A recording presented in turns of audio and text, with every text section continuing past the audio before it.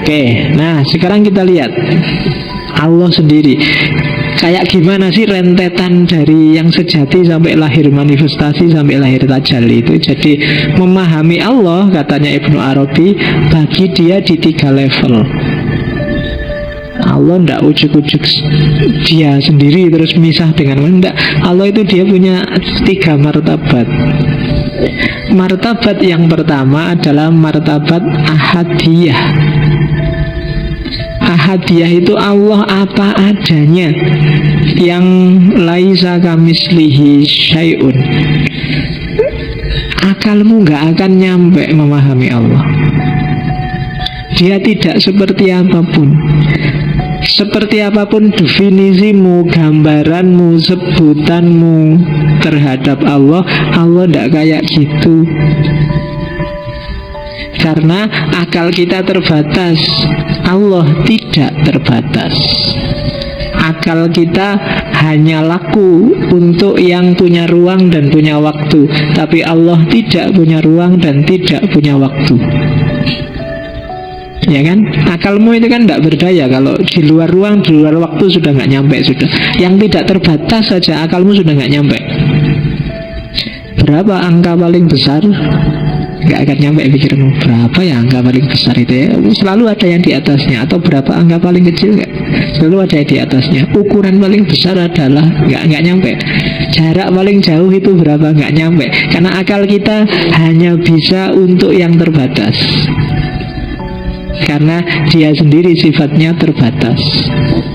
Yang tidak ada ruang, tidak ada waktu, akal juga nggak nyampe. Sebelum Allah menciptakan segala sesuatu, kalau pakai sebelum itu kan berarti sudah ada waktu. Akal kita nggak nyampe loh. Iya ya, sebelum Allah menciptakan. Sebelum itu kan berarti sudah waktu. Padahal waktu itu ada ketika alam semesta ada, dan perputarannya itulah yang melahirkan kemarin, besok, nanti. Nah sebelum itu gimana? Itu kan nggak nyampe akalmu. Jadi akal yang kamu dewa-dewakan itu sebenarnya batasnya banyak. Cuma kamu aja yang nggak sadar. Cari buku yang judulnya Batas Nalar.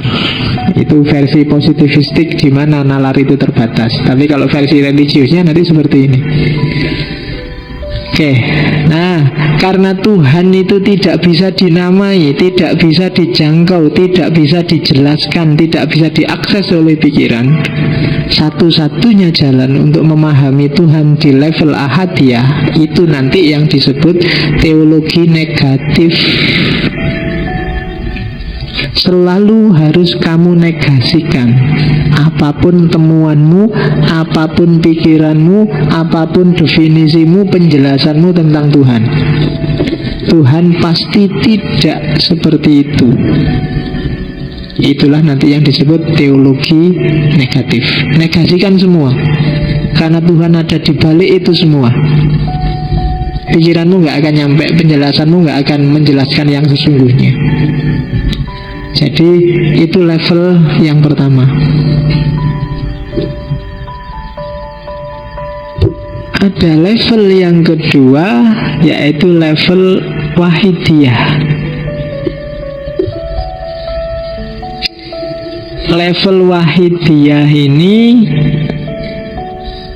ketika Tuhan memperkenalkan dirinya pada manusia, memperkenalkan ingin dikenal, maka dia menciptakan makhluk dan dia menunjukkan dirinya. Aku itu kayak gini loh. Itu yang disebut ta'ayun. Ta'ayun itu mendefinitifkan apa? Menunjukkan aku itu. Kamu kan gak nyampe kalau memahami aku. Tak jelasin aja, aku itu kayak gini loh. Nah, itu level wahidiyah. Level asma wa sifat. Aku itu penyayang. Oh penyayang. Aku itu maha kuasa. Aku itu adil. Aku itu kan Allah sendiri yang mendefinitifkan dirinya.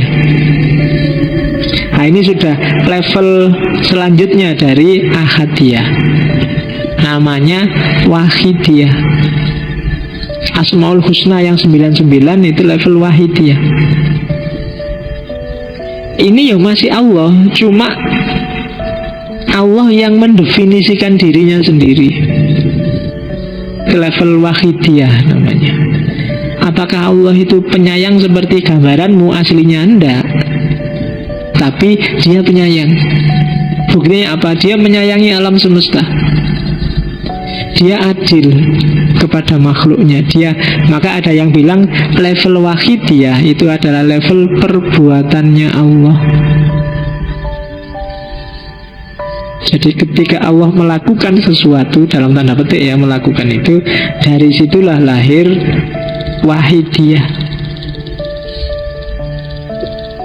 Level yang kedua, Allah yang Maha Esa, Allah yang Maha Kuasa, Allah yang Maha Pengatur. Pokoknya semua Maha yang kamu atributkan pada Allah, itu Allah di level wahidiyah.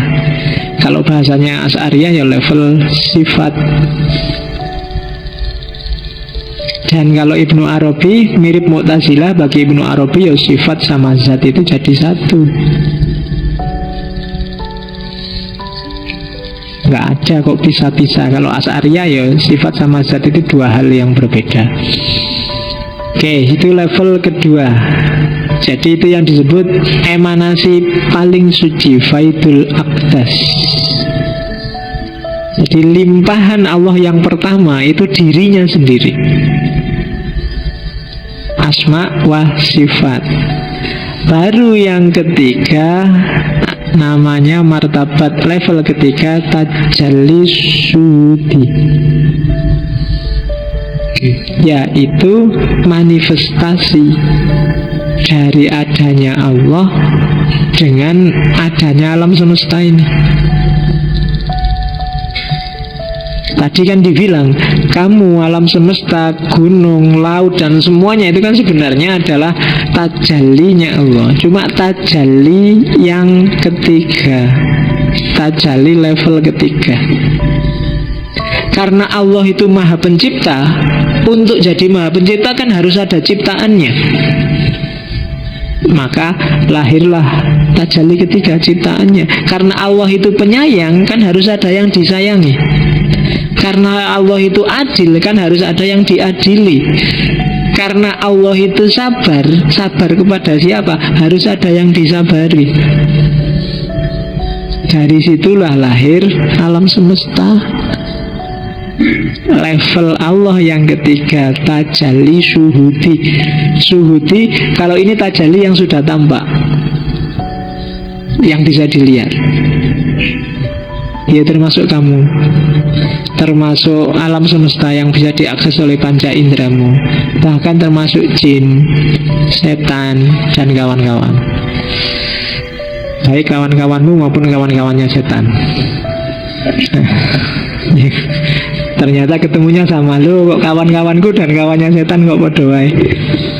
Yaitu tajalli syuhudi. Jadi penampakannya Allah di level yang ketiga.